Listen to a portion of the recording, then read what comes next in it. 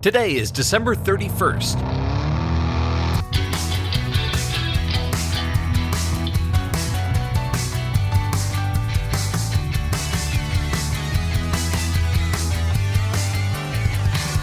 It's the 366th day of the year, and this is the On This Day podcast.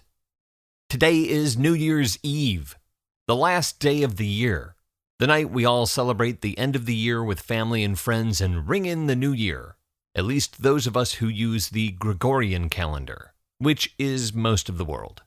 Every country and culture has their own traditions for New Year's Eve.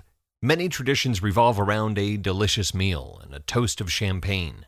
One Hispanic tradition is to eat grapes as the new year approaches. In Portugal, it's tradition to drink champagne and eat 12 raisins, one for every month of the year. In Scotland, they observe the custom of first footing for Hogmanay, the Scottish New Year. The first foot to step inside the house after midnight should be that of a tall, dark male who brings coal, shortbread, or whiskey with him.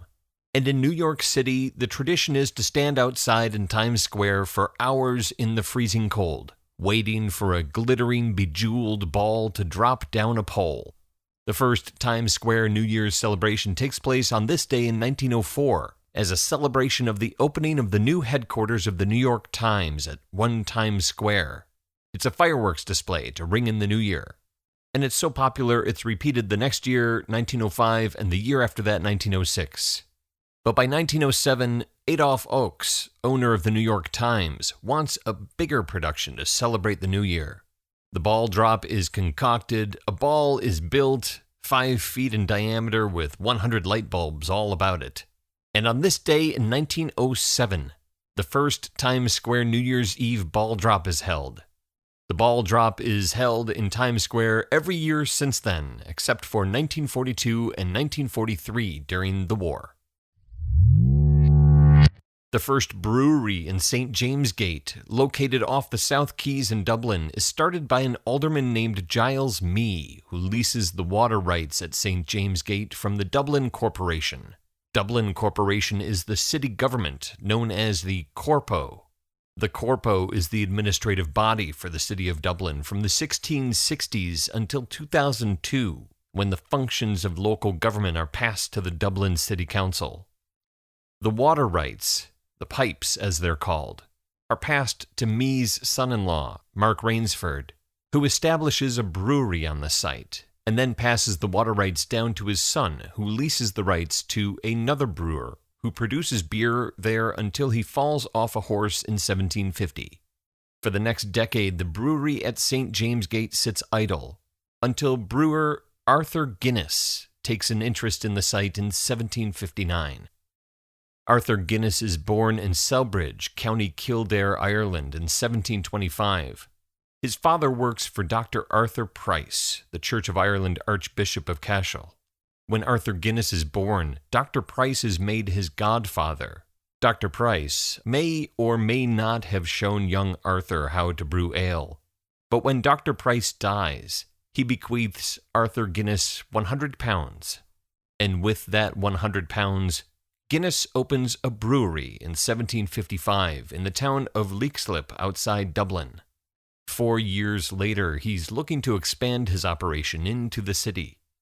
He finds his way to the abandoned brewery at St. James Gate and sets up business there in 1759.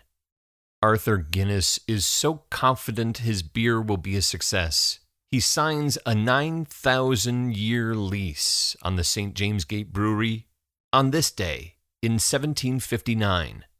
Guinness agrees to pay the sum total of £45 per year for the lease of the 4-acre site.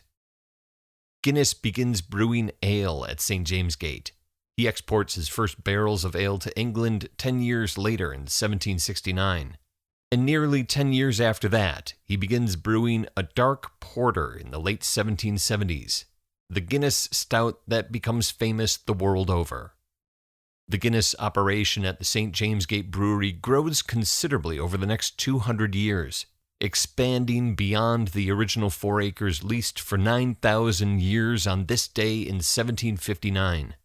These days, the brewery covers more than 50 acres on land the company has long since purchased outright. More than 1.5 billion pints of Guinness are sold every year. So even if they hadn't already bought the land, there's no doubt they could comfortably afford the £45 a year to lease it for the next 8,500 years.